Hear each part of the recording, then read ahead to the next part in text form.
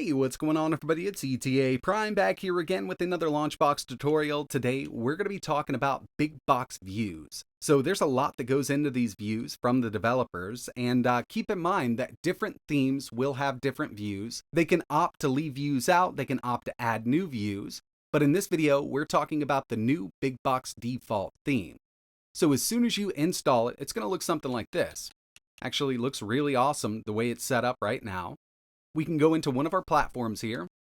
As you can see, I've got kind of a vertical wheel going on here. We've got our clear logos over here on the left-hand side, and we can change this really easily from the settings. So I'm using an Xbox controller for this tutorial, but it'll also work with a keyboard. I'm going to press B till we head back to our options. I'm going to show you a few things here to make it a lot easier to change those views up on the fly, and we can also save them per platform. That way we can totally customize our big box experience. First thing we want to do is head to Options, and you'll see we've got a View section.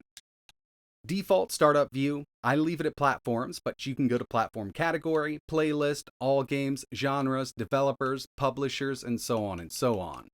I'm going to leave it right there at Platforms because I like having it come up with all of my different consoles that I have that I can emulate on my system. Platform List View, set to Platform Wheel. We can change it from here pretty easily, but the one thing that I like to enable is remember separate views for each platform. That way I can really customize my whole setup. So I'm going to enable this, and instead of coming back to this options menu to change these views out, we can set up a hotkey on our controller or keyboard to do this from within that view. From our system menu, we're going to go to Options, and at the bottom we've got our controller mappings and our keyboard mappings. So for keyboard, we're going to find it in here. If you're using a keyboard, switch view. We can set this up to any key we want on our keyboard, and just going to set it up right there. Personally, I'm usually just using a controller with my big box setup, so I'm going to go to Controller Mappings. We're going to find that same setting and set up a hotkey on our controller. So we're going to scroll down here, switch view. I'm going to set up a hotkey that works for me. This is going to be my left bumper button on my Xbox controller, but you can set it to whatever you like. So now that we've got the hotkeys set up, and we can change each view per platform, we're going to head back to Big Box. And from my default startup view here, which just happens to be platforms, I'm going to press that hotkey I just set up. This is going to bring up a menu and give us a list of all of the views available for this section. So we've got Platform Wheel 2, Platform Wheel 1, Text List with Details. We'll just go here. I'm not a huge fan of it, but some people may like it. As you can see, swapped out the look here, but I'm going to go with Platform Wheel 1. And with this, we get that horizontal wheel look. A lot of people are really into this, including myself. This is usually how I like having my main section set up. Now it's time to move on to each of our platforms. From within a platform, we've got more views that we can mess around with. So we're going to press that hotkey again, and as you can see, brought up our list. If we scroll down, you can see we've got our text list with details, full screen cover flow with details, vertical wheel 1, vertical wheel 2, horizontal wheel, wall view 2, 3, 4.